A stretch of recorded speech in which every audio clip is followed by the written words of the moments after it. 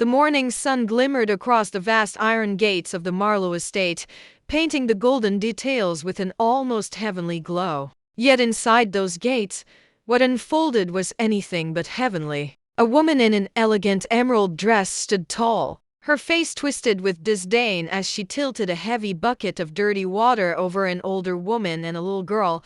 The liquid cascaded down, staining their clothes, splattering across the ground, while the child clung in fear to her grandmother. The sound of the gates creaking open masked the roar of a black luxury car pulling in, and from it stepped Alexander Marlowe, the billionaire heir everyone admired, but few truly knew. He froze in disbelief, his eyes locked on the cruel act before him, and his world shifted in an instant. If you believe kindness and second chances are what make this world brighter, then please pause for a moment to like, comment, share, and subscribe to Goldmine Stories, where stories of humanity come alive. Alexander had always been a man of precision, living by schedules, business meetings, and boardroom decisions. But on that day, he had decided to come home unannounced, eager to surprise his mother, Eleanor, and his 7-year-old daughter, Sophie. After weeks of relentless travel, he had dreamed of spending a day with them, laughing in the garden, perhaps even planning the upcoming wedding with his fiancée Isabella. He never imagined his homecoming would instead unravel the darkest truth about the woman he intended to marry.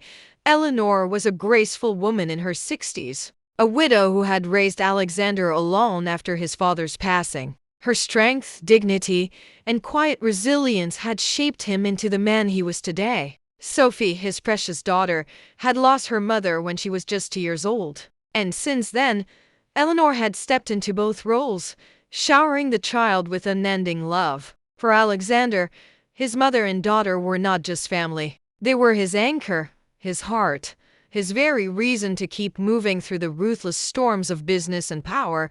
Isabella, on the other hand, came from a world of grandeur and ambition. She was stunning, eloquent, and always immaculately dressed. To outsiders, she appeared the perfect match for a billionaire, a woman of beauty and status who could carry the Marlowe name with elegance. Yet beneath her polished exterior was a coldness that Eleanor had quietly sensed, though she never voiced her concerns to her son. She endured Isabella's subtle insults, the dismissive looks, the way she treated the household staff, all because she didn't want to plant doubt in Alexander's heart. What Eleanor never expected was that this woman's cruelty would one day spill over onto Sophie, her innocent granddaughter. That morning, while Alexander was still on his way back, Eleanor and Sophie had been playing near the grand fountain. Sophie had been picking wildflowers, her laughter echoing in the courtyard when Isabella arrived in her gleaming gown, clearly agitated by their presence. She scolded Eleanor for letting Sophie run around and for spoiling the image of the estate. Eleanor, with her soft patience, merely apologized and tried to gather Sophie away. But Isabella, filled with contempt, decided an apology was not enough. She retrieved a bucket of dirty water meant for cleaning and without hesitation poured it over them. The water hit with a cruel splash. Sophie screamed in fear, her tiny arms wrapping tightly around her grandmother, while Eleanor, soaked and trembling, tried to shield her with her frail body. Isabella smirked, her eyes glinting with a twisted satisfaction. "This is what you deserve," she whispered to herself, convinced no one of importance would ever know. But Alexander had seen everything. His breath caught, his fists clenched, and his heart felt as if it had been stabbed. For a moment he was too shocked to move, unable to comprehend how the woman he thought he loved could be capable of such cruelty.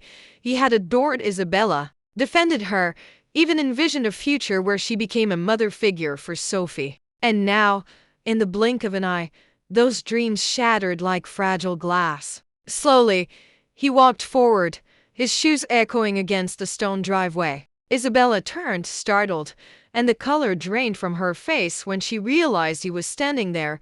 He said nothing at first, his silence louder than any words. His eyes burned with disappointment, betrayal, and an anger so deep it made Isabella tremble. She stuttered excuses, trying to twist the moment, blaming Eleanor for being clumsy, blaming Sophie for misbehaving. But Alexander saw through every lie. He knelt down beside his mother and daughter, his expensive suit soaking as he wrapped them in his arms. Sophie sobbed into his chest, whispering that she was scared, while Eleanor, her voice calm but breaking, told him not to worry about her. But Alexander knew better. This moment wasn't about spilled water. It was about dignity, love, and respect, things Isabella had trampled without remorse. The engagement ended that very day. Alexander didn't raise his voice, didn't argue. He simply looked Isabella in the eye and told her to leave. Her protests, her tears, her desperate pleas to reconsider meant nothing, because in that courtyard, under the golden gates and the wide open sky, Alexander realized that no amount of wealth, beauty, or status could ever replace the simple truth of kindness. News of the broken engagement spread quickly through society, with whispers and speculation filling gossip columns. But Alexander didn't care. He spent the following days focusing entirely on Eleanor and Sophie. He planned little surprises for Sophie, from picnics in the garden to bedtime stories he had missed telling. He sat with his mother over tea, listening to her wisdom, cherishing the quiet moments they shared. Slowly, the shadows of that awful morning began to fade, replaced by the warmth of their love. What Alexander learned was that true love was not found in someone's charm or outward perfection, but in how they treated the people who could do nothing for them. Isabella had failed the test, but Eleanor and Sophie had reminded him that life's real treasures were the bonds of family, the power of compassion, and the courage to walk away from toxicity. If this story touched your heart, please take a moment to like, share, and subscribe to Goldmine Stories. Every click helps spread more stories that remind us of the power of kindness and family. Before we close this chapter, I have one special request. Drop a comment below and share what kindness means to you, because in the end, Alexander's story is not just about betrayal. It's about realizing that true wealth lies not in gold or diamonds, but in the love that holds a family together, even when the world tries to tear them apart. And sometimes it takes witnessing cruelty to fully understand the priceless value of kindness.